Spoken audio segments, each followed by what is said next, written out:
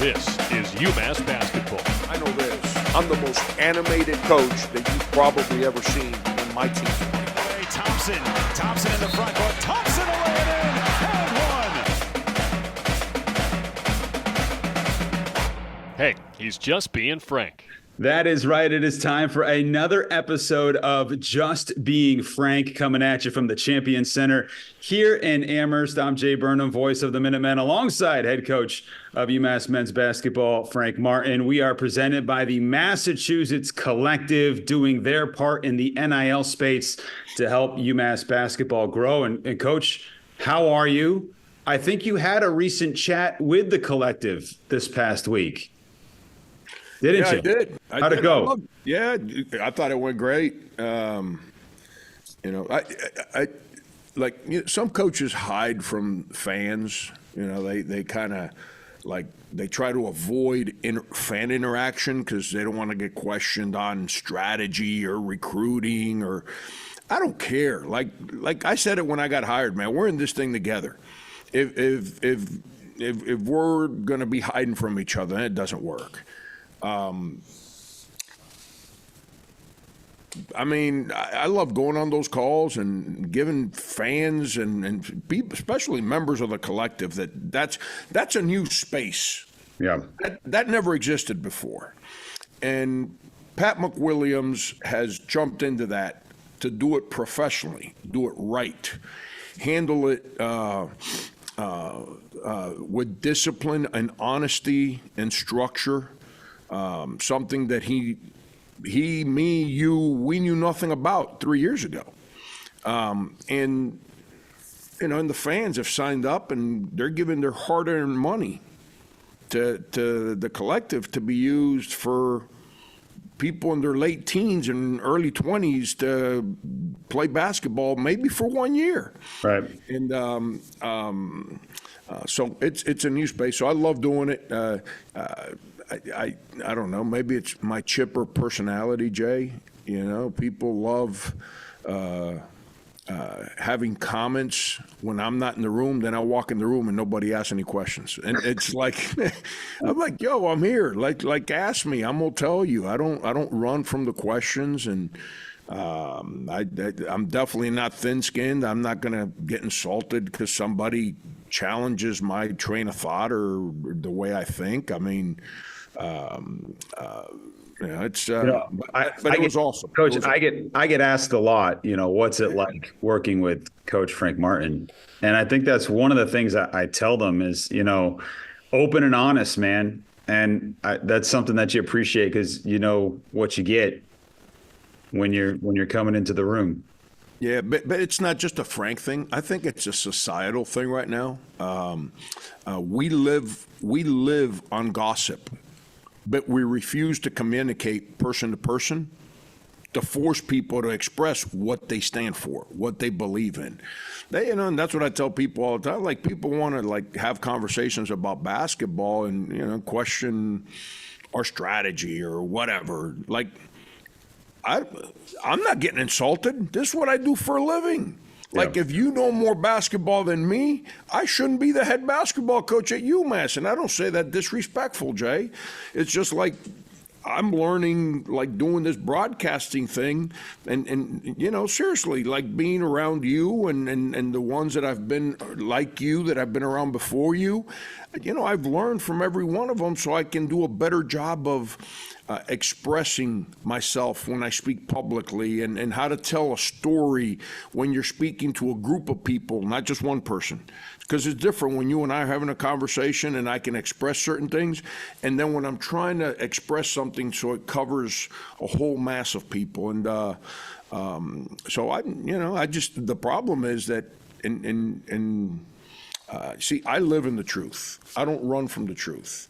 I know when I go have a hard conversation with somebody and I have to challenge their train of thought on something, I got to prepare myself for what's coming back to me, which is the truth. And when that comes back to me, then I got to be at peace with my side of the bargain too. And I think we got a lot of people struggle with having the truth thrown at their face. It's they start bobbing and weaving and they worry about the truth. Hey, how about those lights just I was came just on? gonna say, is someone down there? This is a dead period on campus, man. This is a ghost town right now. Wow. Yeah, it's I don't know. It's one of our guys just moved in yesterday, Daniel Rivera, but I don't think that would be him. But yes, it's a ghost town. That's got to be Jake or one of our guys. That's why they're people are good when you have to tell them to leave. Yeah. Like Jake. I'm like, Jake, why are you here? Go play golf. Jake Hayden, we're talking about. Yes. Jake Hayden. Yeah. I'm like, why are you here? Because you're here. Said, like, go play golf, man. This thing's really hard and it's long and it's 7 days a week, man. When you have 2 weeks, whatever it is, that the players are off campus, disappear. Go. The coaches aren't here. The players aren't here. Go. Do your thing.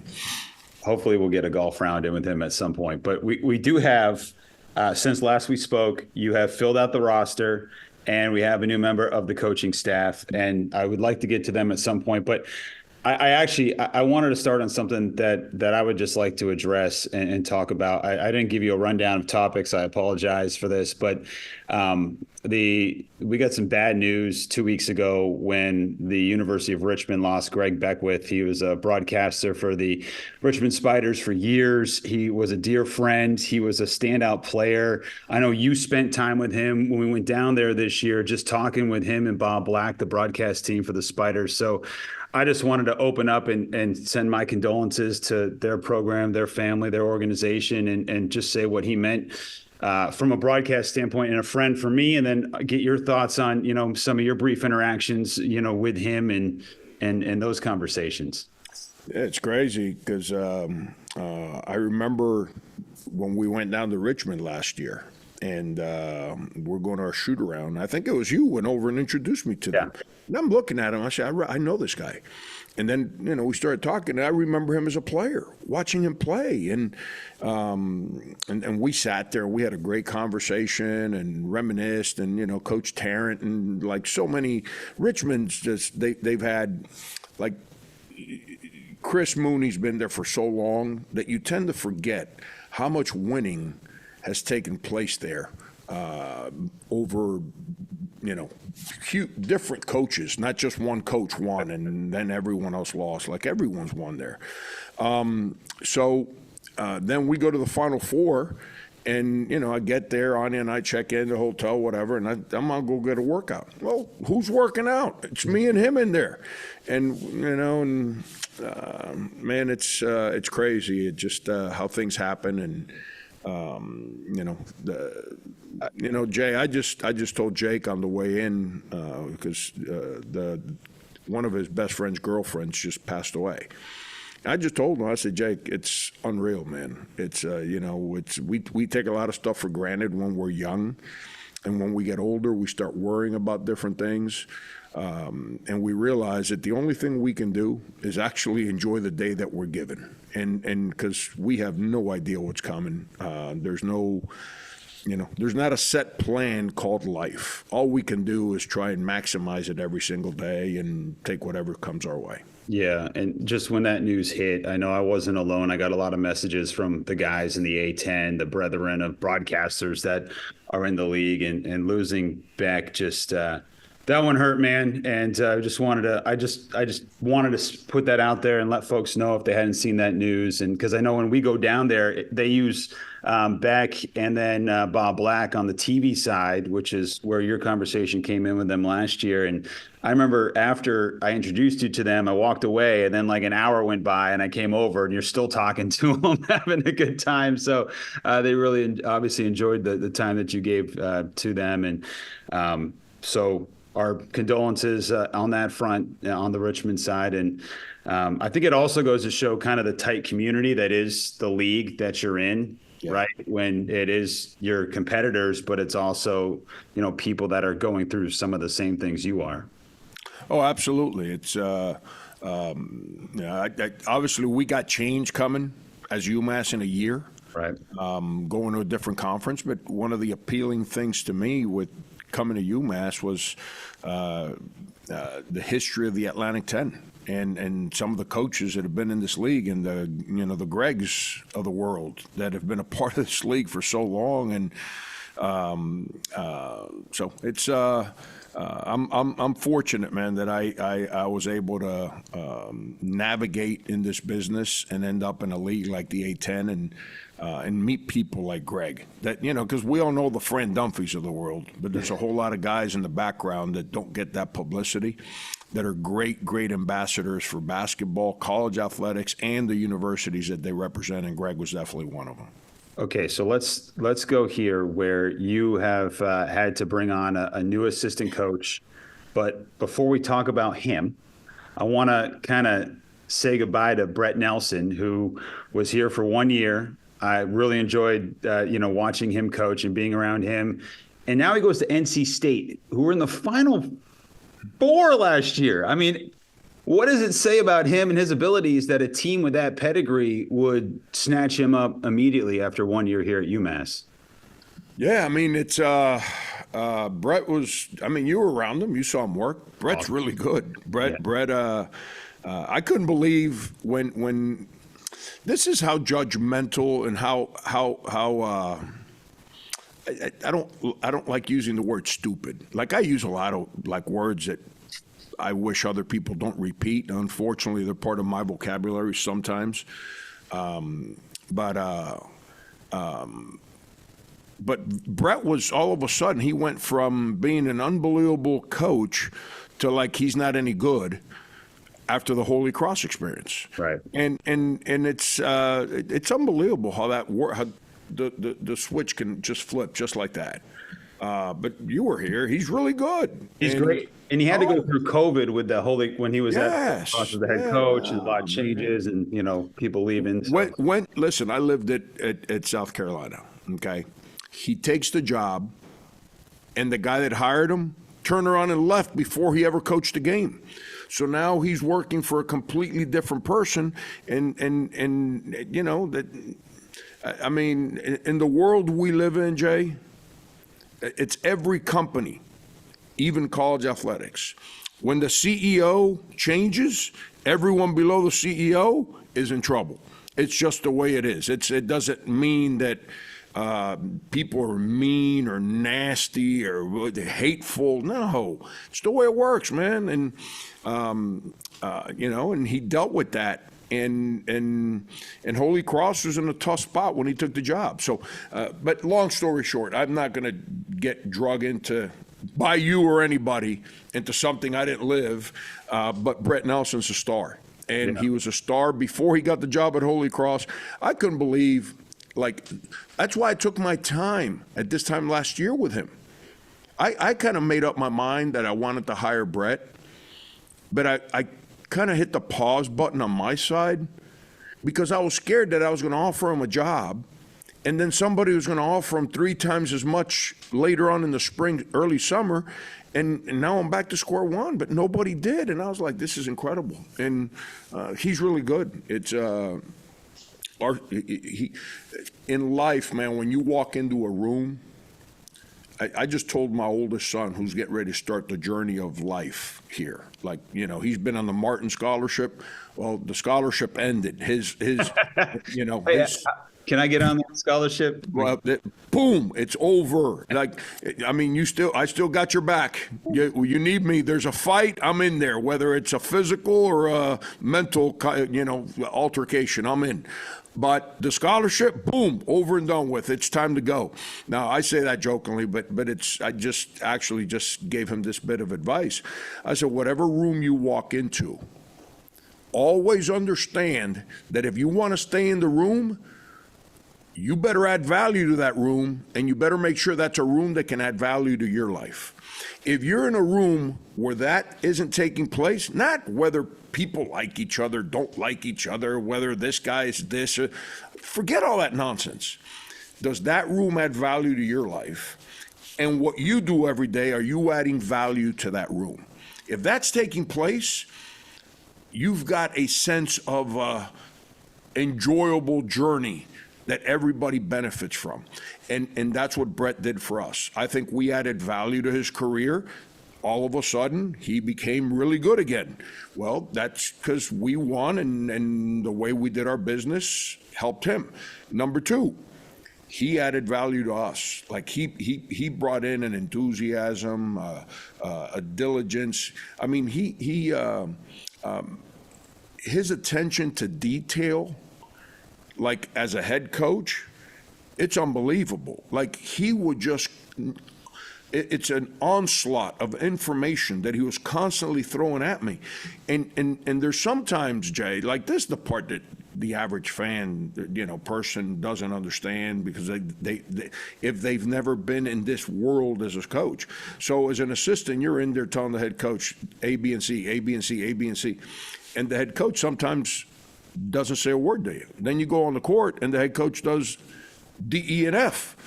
And as an assistant, you're sitting there saying, but I went in there and I said A, B, and C. Why is this guy not listening to me? And if your feelings get hurt over that, oh, guess what? The head coach got the job before you. The head coach hired you. So when he don't feel like listening to you, don't get mad. And if you get mad, you need to go somewhere else. And there's times that the head coach just turns around and says, hey, Brett, can you do me a favor? I ain't doing that. Shut the up. And you can't get your feelings hurt, because your number one objective as an assistant coach is to give the head coach all the information you got. Right. And then let the head coach make the decisions, and then you have to be supportive. So you keep the next day, hey, this is A, B, and C. This is what I think we should do. And you keep at it. And if your advice doesn't get taken, that doesn't mean it's wrong. It just means you're doing something different. Yeah, like every head coach manages differently. That's the other part. Like, as an assistant, you better understand how your head coaches manage this stuff. When I'm quiet, that means I'm not rejecting it, but I'm not committed to it yet. I'm processing stuff. Because at the end of the day, Jay, I can't go in a room and teach what you know. I got to teach what I know. Because if I'm teaching what you know, eventually the question from the people I'm trying to teach comes. So what happens when this takes place? And if I'm trying to teach what you know and that question comes up, then I got to turn around and look at you and say, hey, Jay, what do we do there? Well, you know what just happened? The people that follow my lead, I just lost them. They're going to say, well, Frank ain't the guy to pay attention to when the going gets tough, because he don't even know his own stuff. And so I'm very cautious of that moment. So I might stay quiet. You might keep overwhelming me with information. I might not say anything. It doesn't mean I disagree. It doesn't mean that I agree. It just means I'm still trying to process it, understand it, and figure out a way to how to integrate it into what I believe in, which is what it's all about. Brett came in here, and he made me think how I teach some stuff. Some stuff I've adjusted. Some stuff I was like, Brett, I don't like it. Like defensively, he's never seen defense taught the way I want it taught. And at first, there was not resistance. He kept quizzing me as to why we doing it like this? Why we doing it like? And I kept saying, we're doing it like this for this reason, that reason, and that reason. Well, it doesn't sound right until you can actually see it happen. Now we start playing scrimmages and games. Now he's coming in my office saying, man, people can't run anything against us. I said, I told you, Brett, it's what I do. I've made a career out of it. And same thing with offensive rebounding. He had never been anywhere where they teach offensive rebounding. It's just kind of, you're told, like, hey, you and you go rebound and everyone else just get back. And we actually teach it, coach it. We prepare like how to attack it. And, as the season got real, he realized this helps us. So that's what I'm talking about. It's that journey between assistant and head coach, and but his energy and his passion for growth is powerful. I really like when I watched him coach, I would see him. It's almost like writing an essay. Like, tell him what you're going to tell him, and then tell him again. And, doing so energetically and enthusiastically, I was just really impressed with his presence on the court. And my question to you is, how does it work from a hiring standpoint? Does He might have past relationships with the coaching staff down at NC State, or do they call you and say, "Hey, we're thinking about Brett. He kind of fits our mold." How does that process work in the wild world of college athletics? Well, I mean, I don't want to speak too much into behind the scenes for Brett. I think that's Brett's job to do that. But the bottom line is the guy that one of the assistants of Florida, who's the head when Brett played at Florida, who's the head coach at Stetson University right now, Donnie Jones. Donnie hired Brett when Brett was ready to start coaching, and they have a great relationship. One of Donnie's best friends is the coach at NC State. So that's how the whole triangle got started. Relationships, Coach. Yeah, and Kevin Keats and I are friends. We were both high school coaches back at the same time, and then I got to Northeastern, and I started recruiting his program when he was at Hargrave Military. When I was in high school, he was the assistant coach at Hargrave, and then I got to Northeastern, he became the head coach, and so Kevin and I have been friends for a long time, and Kevin and Brett have a relationship, and it gets Brett and his wife and their child really close to home for both sides of the family. And, he's been on this journey like they've gone and been as far away from the family as you can imagine, and it gives them an opportunity to get closer to home. It's tough in this business to have it all, right? To have the job, to have the closest to like the area you want to be or the family that you have. And a lot of times you just have to go where the opportunities are. But actually, while we're on this topic, what did you make of the run that NC State made? Looking at it from afar, I think the criticism was, if they don't do something this year or next year, like this coaching staff could be in trouble. Then they go on and win the ACC tournament, go to the Final Four. And to use your word, all of a sudden you're a good coach again, right? Like, wow, funny how that works. What did you make of that run? And did you, did you follow it? And what did you send to Coach Keats when it all was said and done? Yeah, when we spoke, I don't know, month after the Final Four, when he and I, spoke, I just started yelling at him on the phone, and because I was so happy for him, because he's a really, really good guy, and he's good at what he does. Such a thin line, man, between winning and losing, and you can win a lot of games and do your job really well, and not ever experience that moment that he experienced. And there are other times where the wheels are coming off, and you're trying to manage things behind the scenes to like keep everyone's confidence in the right place on the inside. Forget the outside. You can't worry about the outside if the inside's in chaos, and you're trying to keep everything connected and everyone's spirits in the right place, and you can't win a game, so now people start losing confidence, and you're trying, and then all of a sudden something happens, and you got no idea what it is, and that moment just changes the dynamic of a team. And I don't ask people their private business. It's none of my business. If they choose to share, I listen, but I'm not very good at quizzing people and say, hey, Kevin, so what exactly happened that you guys went from struggling to Final Four? To get perspective.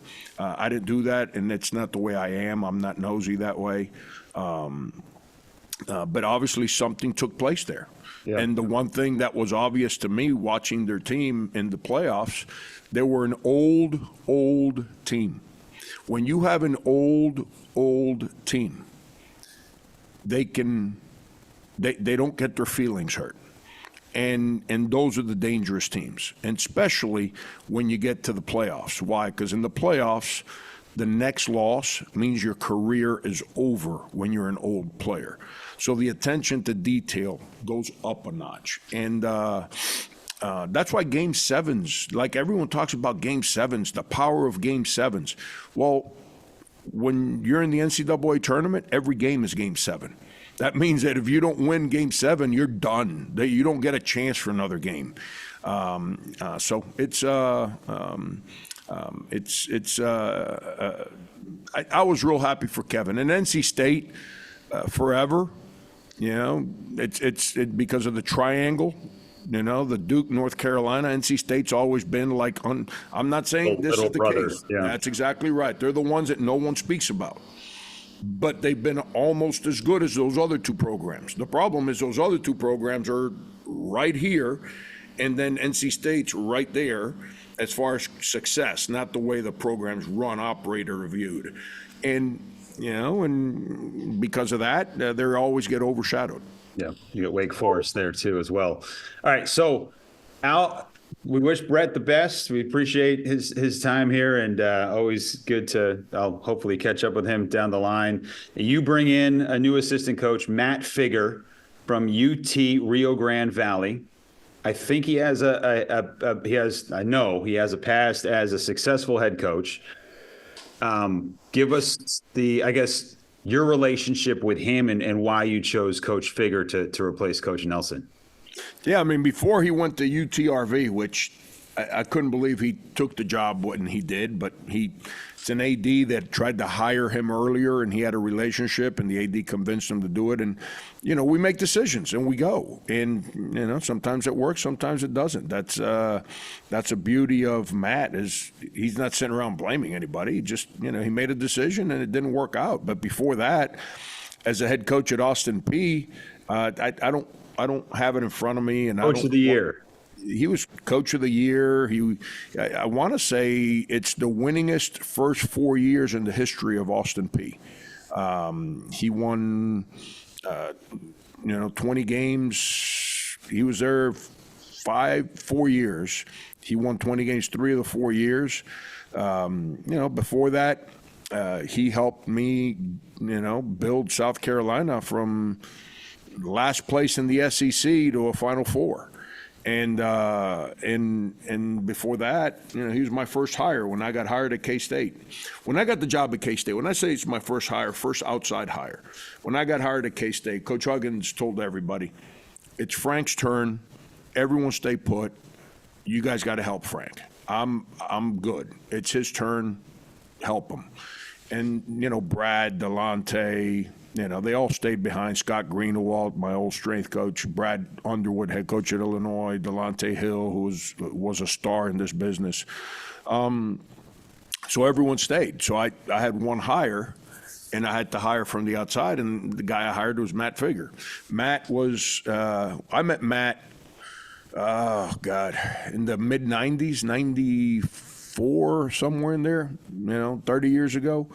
I was a high school coach. He was an assistant junior college coach, and he was just recruiting, and that's how we crossed paths. And his relentless approach in recruiting was powerful. And I remember I called him. So I get to Northeastern, and now he's the assistant at Odessa College. And I called him one day. I said, "Hey, man, what you doing?" He's like, "Driving." I said, Odessa, Texas now. I don't know if you have an idea of where Odessa, Texas is at. That's West Texas, okay? So I said, "What you doing?" He said, "Driving." I said, "Where are you going?" He said, "Daytona Beach." I said, "Like in Florida?" He said, "Yeah." I said, "What are you doing there?" He says, "I got to be there by tomorrow morning because I have to sign a kid the letter of intent." So he drove from West Texas. That's got to be 30 hours. Easy. 25 hours. Yeah. Easy. So he drove West Texas, straight to Daytona, got out of the car, knocked on the kid's door, gave him the paper, kid signed it, got back in the car, drove back to Odessa, Texas. So I share that story with you because that's the kind of passion he had in recruiting when he was a JUCO assistant. And and then his care for players. So it was an easy decision for me in 2007, I think, whatever year it was, I got named head coach at K-State, to hire Matt. I already trusted in that. And then he worked for a guy at Odessa, Orlando Ontiveros, who was the head coach at the time, that just gave Matt a lot of responsibility. So I'd go in there to recruit, and I'd see Matt running drills, Orlando would even let him run a big chunk of practice. And I'm like, this guy is comfortable in teaching the game. So we did that, and I share that long story to give you a little background on him with me. He gets to K-State, and then together he joined No Ego. He joined forces with Underwood, Delonte, and myself, and we had the winningest 5-year period in the history of K-State. Those next 5 years. Along with the winningest season in the history of K-State. So it's, I just share those numbers with you to give you an idea. We've had a lot of success together, and we know each other like a book. And so he actually, when Brian Steele was playing for us at South Carolina, Matt was the assistant coach. And so there's a relationship there. He knows Tony because Matt just knew all my guys back in Miami, so he knew Tony, or strength coach Reguera, that is, from before. Matt and Doug Edwards, we were on the same staffs together at K-State, South Carolina, and Matt's never worked with Alan, but he knows Alan, and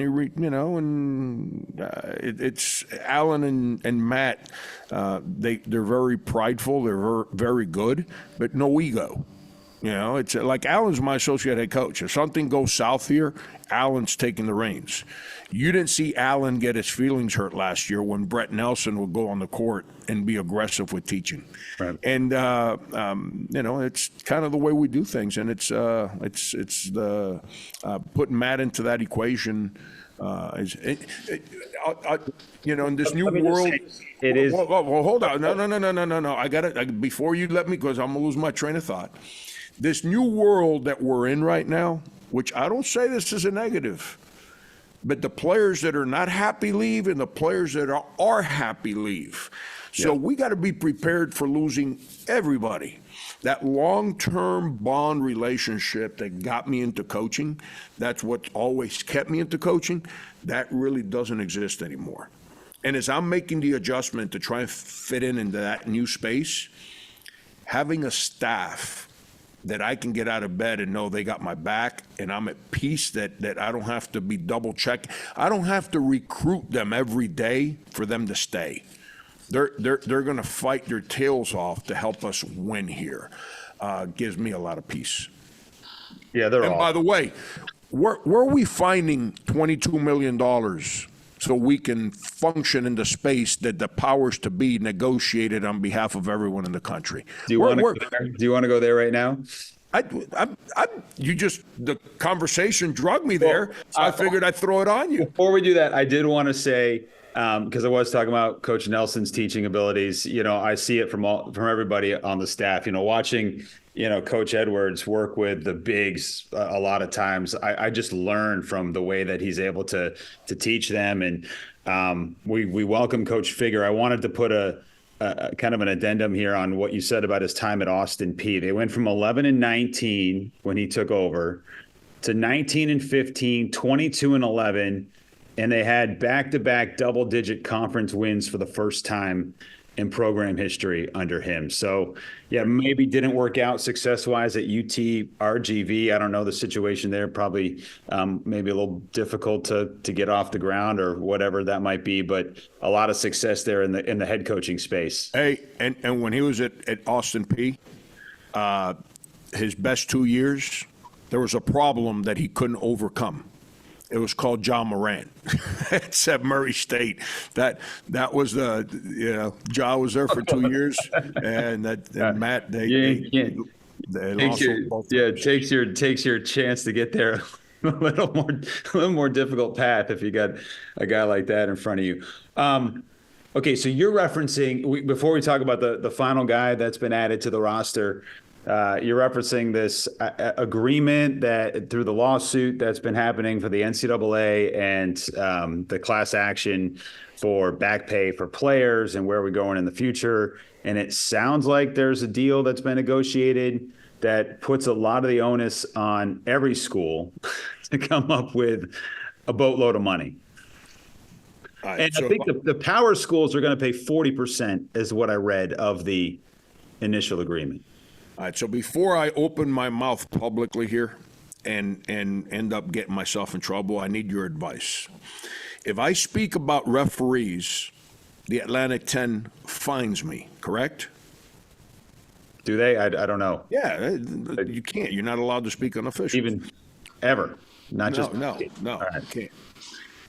If I were to criticize the leadership of UMass, I'll probably be bartending real soon. If I speak about the NCAA's and the people that negotiated on behalf of all the schools, they really can't do anything to me, right? Well, it depends. If you want to upset some powerful people in the industry, Like, what are they gonna do? Punch me? Like really? You seen this face? That's been hit plenty of times. It's not gonna be the first time. So, I'm starting to become that oldest dirt guy where you don't care. Where what are you gonna do to me? Like really? Like everything hurts in my body already. Like what more pain can you inflict on me? No, I say all that to be funny. Here's the truth. This is what I struggle with, and I've told Ryan Bamford this, and Ryan and I had a conversation about this. The Power Three, Big Ten, SEC, Big 12, because the ACC's got some issues. So it's my opinion, I don't have inside information. Right. That they're not really being let in to that room to make a lot of decisions because they're in turmoil right now, at least from what I read and hear. And the Pac-12 doesn't exist anymore. So that whole Power Five, that doesn't exist anymore, okay? What are those three leagues I just mentioned? And they're the ones that were negotiating on the front lines for the rest of us. What do they have in common? I'm asking you, what do they have in common? That they're big football conferences? Is that? Oh. Yeah. So their conference office writes every single school in their conference a check for a massive amount of money. Yeah, 60, 75 million bucks. Yeah. Those three conferences have gone out and recruited new schools over the last 3-4 years to reconfigure the whole landscape of college athletics, and it's solely been for one reason and one reason only. What is that? Football money. Football money, okay, with the television networks. Yes. What, in our negotiation with the plaintiffs or whoever, I don't know all this legal terms, I don't know what that is, but the people filed the lawsuit. The negotiation is going for back pay up till 2006, I want to, no. 17? No, 2016. Yeah. I've lost, I don't, whatever. I think it's 16. I think it's 7 years. So where's the money coming from? Let me see. I'm asking you questions to see if you know, because I don't think a lot of people understand what just happened. I think there's whatever the settlement proposal is, there's a chunk that the NCAA is going to be responsible for. And then there's, I think, 40% that the Power Four will be responsible for, and then everyone else has to pick up the rest. Does that sound right? Do you think that $60 million that those conferences are giving their member schools, do you think that number is going to be impacted? No. Because it's football. The Right. NCAA does not touch football money. We're giving up NCAA tournament money. That's where the money's coming from. So when you go to all these schools that for 10 years, we've said we're not going to receive our NCAA tournament money, like, where do we get the money from then? Yeah. That's why the pressure exists. Frank Martin, head coach at UMass, deals with an unbelievable amount of pressure to get UMass into the NCAA tournament. For what reason? To get shares, units. And now we get in there, and we're not going to collect any money. Nothing. Well, we weren't part of the negotiation. Right. We were lumped into that. We got no say in it. Like, does that make sense to you? No, it does feel like there's some power brokers that are like really kind of steering the ship. And then to what you said earlier, where it's been 10, 15 years of nonstop reaching for this football money, which has created this whole scenario. And when it comes time to pay the piper, it's like, oh, we're all in this together. So my whole thing is, like, if we're going to be lumped into a lawsuit, why are people negotiating on our behalf? Ain't no one. How would you feel if you're the Big East right now? I'm sure very powerful basketball programs. And I don't like speaking about others. I like speaking about UMass, and I like speaking about the A-10 because it's what I'm a part of. But I have to. I can't avoid. The Big East doesn't have football. Where are they generating their revenue from? Other than what do you call it? Attendance. Like, because they play in big venues, and they're giving up their NCAA tournament shares. Where are they generating real revenue from? They don't have football. They don't generate that kind of number. The NCAA doesn't touch football money. So they're I don't where it is what it is. Change is coming. I'm not complaining about, like, people got to do what they got to do. When you're in trouble, you better figure out a way to get out of trouble. And we were in trouble because of these lawsuits. And now we're trying to get out of trouble. My thing is, to get out of trouble, like, let me fight the fight for my part of the trouble. UMass had nothing to do with the football money that was being generated, around the country by certain leagues. Why are we getting lumped into it when we had nothing to do with the decisions of the powers to be that made football-driven decisions? And now we're paying a price. And now this is the part I don't comprehend. This $22 million number that keeps getting thrown out there. What's that mean? So now we got to come up, if we want to be a part of the party, we got to come up with $22 million? What if we don't have $22 million? We're not allowed to be in the party then? Like, what are we doing here? That's the part that. Well, do you think? I think what you said is getting out of trouble, right? You're paying for restitution of the past, and I think where we're going in the future, which should be something that's collectively bargained with the student athletes. Therefore, you're avoiding future lawsuits. But does this even get you out of trouble, to use your term, if this settlement happens? I got no idea. I just know this, that, and I don't care, this gets me in trouble, it's the truth. Greed and taking advantage of people got us to this place. I think Charlie Baker's working his tail off to try and I'm not saying this because he was the governor of Massachusetts. I've told him this personally. I've said this in board meetings behind the scenes. I think he walked into a really difficult place, and he's working his tail off to try and find common space for everybody to be able to move forward and protect the space of college athletics. But greed, like, Jay, you can't negotiate billion-dollar contracts like these leagues were doing. For football, billion-dollar contracts with television networks, the umbrella that covers all the schools, then says, well, coaches can make what Frank Martin makes, and everyone around campus can make what they make, and we can build these buildings and have all kinds of whatever, but the athletes that are out there, now you get books, room, tuition, and fees, sorry. And taxes, excuse me. Sorry, that's it. And that's the same thing they used to get before the billion-dollar contracts are signed, and expect that to hold up in a court of law. And what got us to there? Football. And that's where my confusion comes from. So now, who has the means? If you eliminate all the NCAA tournament money, who are the only schools that can come up with $22 million to share with athletes? There's 60 of them, right? And what do they all have in common? Power conferences, high-level football. I came from there.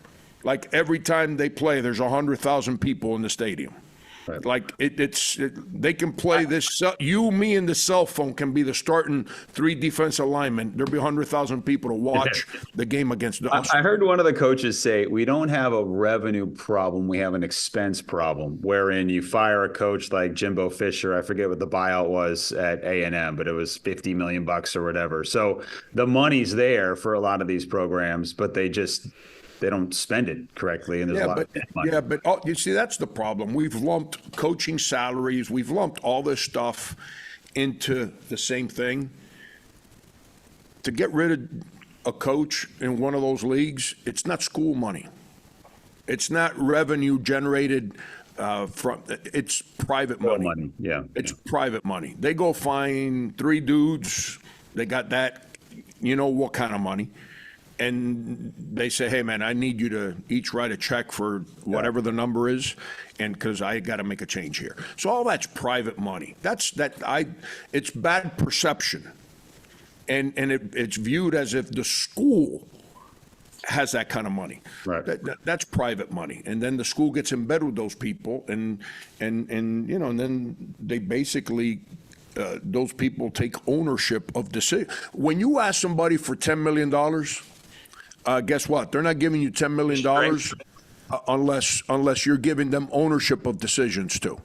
And that's the world that we get into, and it's complicated. I just want to know where schools are going to come up, because there's a lot more of us that don't have football than those of us that do have football.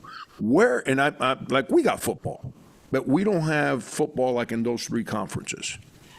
Like, where are we coming up with $22 million? If it'd be hard to do, assuming we go to the Final Four 4 years in a row and receive all that revenue that comes with making that run. It'd still be hard to figure out a way to come up with $22 million. Yeah. And we're in a really, think about this. How about the small private schools that only have 4,000 students? Like, they're not getting the money from admissions. They can't raise fees. How they like, think of the schools in our league: Fordham, St. Bonaventure, LaSalle. Like, where are they coming up with the money? Where? Men's basketball was the only way for those schools to generate real revenue. And now we've agreed to give it away. Where are we coming up with to be able to run the athletic department? Like, where are we doing? That's the stuff, and that's where, Jay, being an old man that can still do a little boogieing at times, I'll be down in the Caribbean, baby. I'll leave it for all you young guys. I'm gonna fight the fight. I need you to save a Mai Tai for me right next to you. I need Brandon on scholarship. Jay Burnham on scholarship. Put me on. I finally earned it. All right, Coach. You said so many things, and this is an evolving situation. I've read some of the stories, but it's not something that's been solidified yet, so we can kind of come back to this if and when that agreement gets reached, for sure. And maybe Ryan Bamford would come on, and he's great with these things. He understands and sees the whole field, and can really kind of explain it to the fans if and when that happens. But you said something, I feel like, do you think there's people out there that say Frank Martin can't change his stripes? Like, of hey, course there. but you just said something earlier before we went on this rabbit hole where you said, look, we are in a world now where if they like it here or if they don't like it here at any school, they could be gone, right? I mean, that's just the nature of the business at this point. So I think hearing you say that, it sounds like, I mean, this is into the new world that we live in. And you're not trying to re-recruit your staff the entire time, but hey, the players is a whole different story. Do you think that's something that has changed in you with the times, kind of having to face that fact? You have to. Not what you can't do is lose your core values. It's just like teaching. Like, I learned a certain way. I was taught a certain way. Education was handled a certain way when I was growing up. Do you think these kids in today's day and age give a rat's, there's no other way to say it, give a rat's ass about how I learned? No, they don't care. They just want to know if I can teach them. So if I try to teach them the way I learned, they're not paying attention to me. And it's irrelevant because they don't need to learn the way I learned because they have so much more advanced ways of getting information that was never available to us when we were kids. I say this all the time. One of the problems we've got in today's generation, in this age group, I'm talking about college age group, it's that first generation that's in this I can't say the word, technological movement where, think about it, the kids that are 20 years old right now that are in college, it's the first college age group that has gone into college where they've been totally exposed to social media and the whole technology stuff.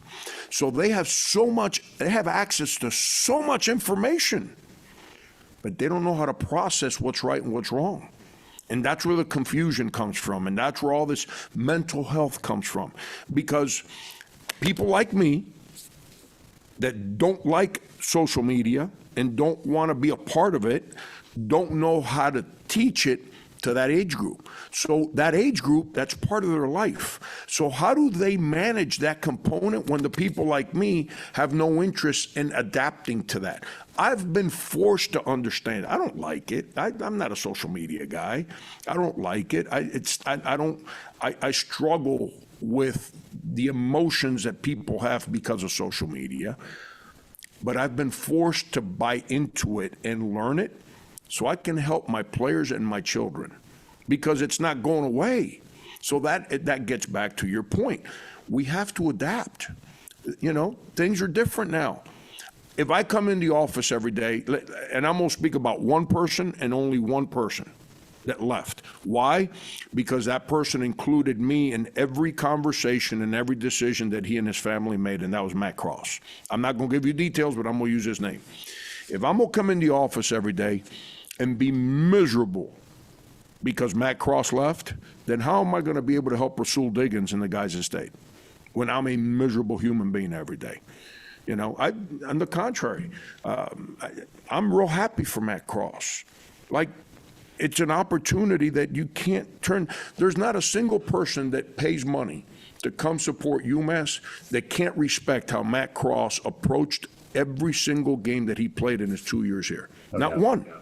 Yeah. And then number two, there's not one person that paid their good money to come watch us play for the last 2 years who would not allow their child to make the decision Matt and his family made for the opportunity, not just the basketball, and I'm not getting into numbers, the opportunity that was presented to him. Every single person in the stands would have said, go. And I told Matt, I'll drive you there. So it's, you can't, things continue to evolve and move and change around you. And if you don't grow, what you can't do is you can't change your core values. I got to keep fighting to help Rasul Diggins and the guys that stayed, Jalen Curry and Jaden and all those guys. I got to keep fighting to sell them on the core values that were instilled in me. That's why they came to school here, so I can positively impact their life. But I got to do it in today's temperature. I can't do it in the temperature of 5 years ago, 10 years ago, or 20 years ago. Super excited to see those guys this year, and we'll talk about them when they get back on campus. I just wanted to, before we say goodbye here, you've brought in a fourth freshman to round out your entire roster for the year. So we think, who knows in this world. It's a guy from Putnam Science Academy, which has produced a ton of high-level basketball players. Amadou Doumbia. Yep. Did I get that right? Amadou Doumbia. That's exactly right. Tell us about Amadou. He came here to go to Putnam Science, and halfway through this past year, he wasn't playing a whole lot. because Putnam always has 20 Division I players on their team. It's what Tom Espinoza and his group of guys do over there. Tom being the head coach of the program. I've been fortunate. I had a guy named C.D. Cates that played for me at South Carolina, Tariq Foster, and now we got Amadou. The guys that have played at Putnam they're very well prepared walking in the door. So, but halfway through the year, Tom just couldn't play him enough. So he called Amadou's guardian and he said, "You okay if I put him at another prep school because he deserves to play, and he's just not going to play a whole lot with the guys that are ahead of him." So he ended up putting him with the coach. He spoke with the coach at Lee Academy up at Maine. They took him, and he played there the second semester. How about that? That's where we're at in college athletics. Like we sit around and complain about what we got. I was down in Florida speaking yesterday at an athletic awards banquet. And the coach at the school was telling me that now in Dade County, where I've got a black eye because I got accused of recruiting, even though I I kept my job, I was never nixed, I wasn't banned, I wasn't suspended, but I got accused of recruiting in 1998 in Dade County. Okay, you have players that transfer from school A to school B, so they play at school A this week, and then they play for school B next week, in the middle of the season. It's like, what are we doing here? Like, are you kidding me? And that's a different topic for another one of our deals here. But Amadou is a really good three-point shooter, really good shot blocker, great athleticism, can really run, really competitive, good hands. It's having good hands is such an important part of basketball. Actually, in every sport, baseball, football, you got to have good hands. If you can't catch the ball, it's really hard to have any success. So it's he's got good hands. He catches the ball. I mean, I'm excited about him. I couldn't believe, like he got tucked away up in Lee, Maine, way up in upstate Maine up there. A lot of people didn't get to see him. He grabbed 23 rebounds in a game against Brimmer in May. He had 28 points, 23 rebounds or something like that. And Brimmer, Tom Nelson, they've got they got a guy going to Texas A&M on their team. They're good, and so I'm excited. I'm excited that this late there was someone like that out there that we can go get. He's 6'11", is what we've got him listed at, and he's a guy that reclassified to this recruiting class. Does that sound right? Yes, yeah. He had it when he got here. The plan was for him to go in 25. But then when which is part of the reason his recruitment was a little backed up, I guess. When he made the decision to go to Lee, since he left Putnam, then the decision was made, let's graduate him now. And so that's when everything got changed, and we happened to be, we're like Jim Carrey in Dumb and Dumber. So you mean we got a chance? And there's a chance. Yeah, and away we went. Okay, so do you feel like you add Amadou? You've got some size in this recruiting class. Do you feel like there's more size on this roster than there was a year ago? We had some big guys on the team last year. I think our guards are going to be bigger. We got bigger guards. There's something that I wasn't happy with last year, all year, was our physicality at the rim. Offensively and defensively. And, Brian Steele said, well, we're the number one post offense in the country. I said, that has nothing to do with physicality. That just means we have guys that can score. But our physicality at the rim, in offensive rebounding, defensive rebounding, blocking shots, defending the low post,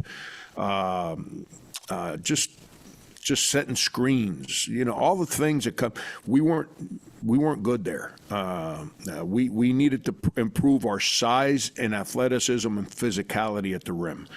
And I think we've done all three with the guys that we signed. Our length and athleticism, I think, are better. Daniel Rivera is a physical player that's got we get too worried about you. We've talked this, we don't rebound the ball like this. You know what I mean? We're not reindeers. You rebound the ball like this. So reach is so much more important.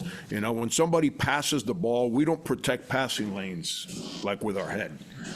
We kind of do this. So when you put guys out there that have length, you deter passes. Daniel Rivera is a 7-foot wingspan. Akeel Watson is a 7-foot wingspan. Amadou's a 7'5" wingspan. I'm leaving somebody out right now. Luka's a 7'1" wingspan. Nate Garangomba's a 6'8" wingspan. We got some long dudes.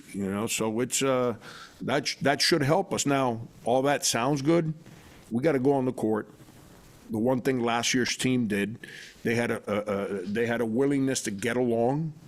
We were resilient, and we figured out who we were, and we got pretty good at it. Last year's team was a pretty good offensive team, and we relied on being a pretty good offensive team. The problem is that even the real good offensive teams, which we were last year, sometimes that ball don't go in the basket as much as you need it to, so you got to rely on the grit, on everything else that helps you win. And that's what happened the first half against VCU. Yeah. Their size and physicality at the rim beat us down in the first half, and we could not. In a game where we didn't make shots in the first half, we couldn't negate that because that wasn't part of our DNA. And we're, not trying to reminisce. We're a little beat up. Matt Cross was just physically beat up. Our point guards hadn't practiced in 2 weeks. But the bottom line is we had to improve that, and I really think we have. I just forgot we got so much to talk about, Coach. Should I leave this for next time? BC dodging you guys again? Is that they pull that? Man, I'm just telling. No, we'll talk about that at length next time. Okay, all right. I'm not going to. Our fan base, I get it. They think BC's dodging us and all that stuff. And I said this since I got here. Okay, Earl was at College of Charleston, did a hell of a job. I was at South Carolina. Shoe was on the other foot. Okay, yeah. I was the big school in the big conference, and I didn't play Earl. Okay, I can't get mad at Earl now for not signing up to play us.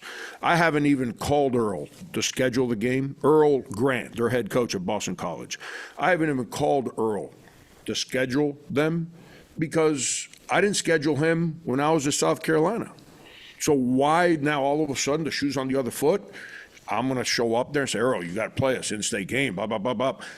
Like, it is what it is now. I think it sounded like a really good tournament. Like that was. No. This I'm going. Yeah, no, I'm going. I'm sharing all this with you. That has nothing to do with the decisions that took place in the Mohegan Sun. Nothing. Providence and Boston College, they knew when they signed their contracts that the opponents were us and Temple. They knew that.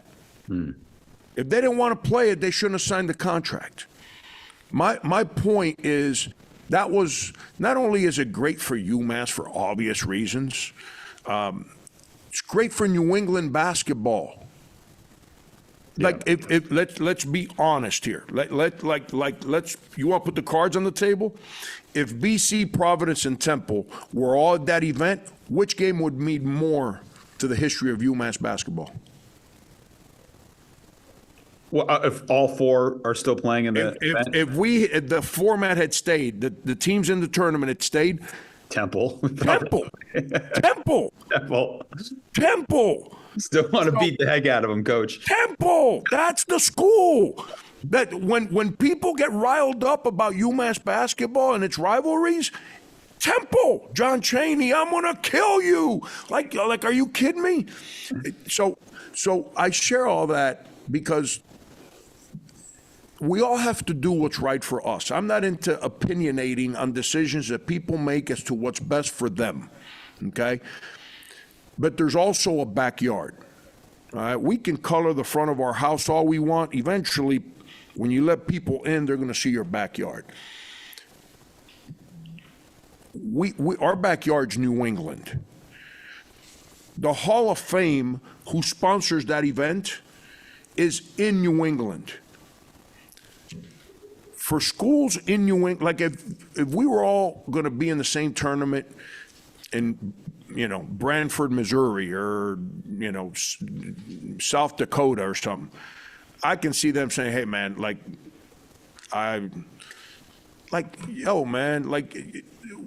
an opportunity to represent. Can you imagine the crowds that we would have had? I would have been packed. That arena, the Mohegan Sun, right? Is that where it's going to be? That arena is the perfect size. It's in a great location. It would have been an awesome. I mean, it's still, hopefully, if everything holds true, it's UMass and Temple. I haven't seen if they've added anybody else, but will still be awesome. But yeah, you would have had tickets on the secondary market going for hundreds of dollars. It would have been awesome.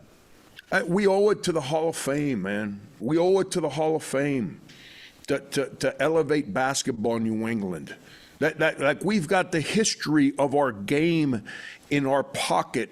It's not in the South. It's not in the Midwest. It's not on the West Coast. It's not in Europe. It's in our backyard, man.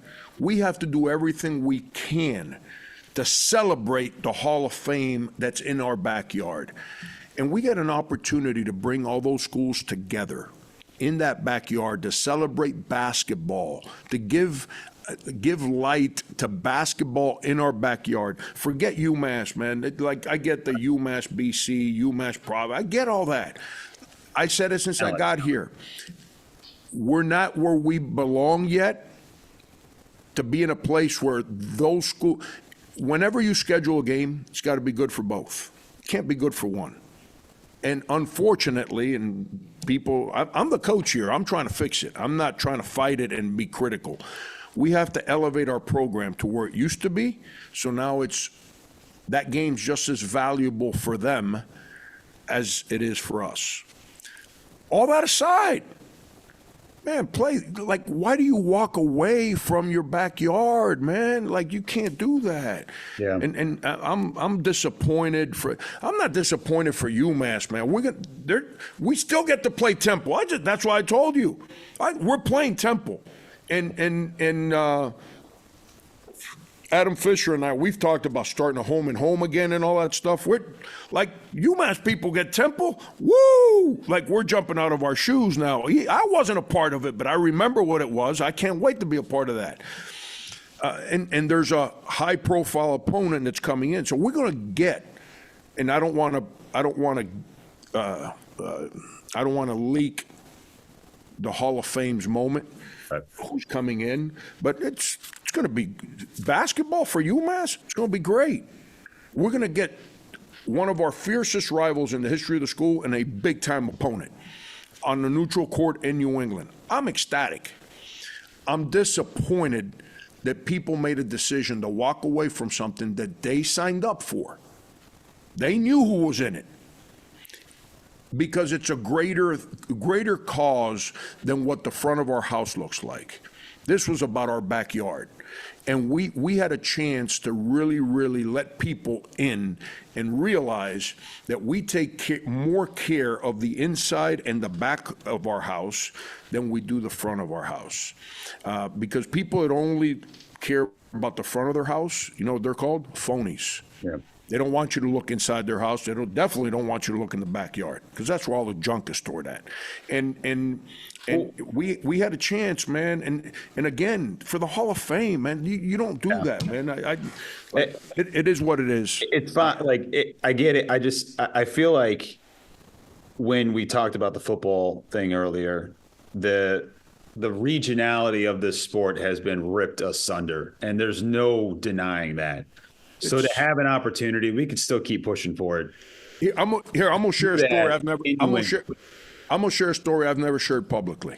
Okay, and Earl and Kim English, I consider them friends. I'm a lot closer to Kim than I am with Earl, but I consider and I respect the heck out of both of them. Okay, I just I'm the head coach at K-State. We go to the Elite Eight. I had a contract signed the following year to play in Kansas City. It's Gonzaga, it's Duke. I can't remember the third school, and it's us at K-State. We're the only Midwest school. Okay, Kansas City, and it's a tournament run by the College Basketball Experience and the NABC at the Sprint Center in Kansas City. So I signed, we hit sign the contract. We're preseason top 5 in the country. All right, so I get a call about this time of the year, and it's the lady that runs the Battle for Atlantis. She calls me. I can't remember her name right now. She calls me, says, "Hey, I'm starting this tournament in the Bahamas. We want you to be one of the featured teams in it." And I said, "Well, I can't do it this year. I'll do it the following year. I'm open the next year, but this year coming up, I'm signed up." She's like, we got TV, we got this, we got that, blah, blah, blah. And I said, "Hey, I appreciate it, and you don't have to convince me about being in the Caribbean. But give me a year." And she calls me back like 2 days later. She's like, "Listen, here's the deal. This is how much we're giving the school. This is how much your buyout is of your contract." She had access to my contract, the school contract with the event. "We're going to pay it, and then I'll give you this much cash." And I said, "Hey, I appreciate it, but I can't make that decision right now. I can't walk away from my backyard. You're at K-State. You get a chance to play for the College Basketball Experience, and the NABC are housed in Kansas City.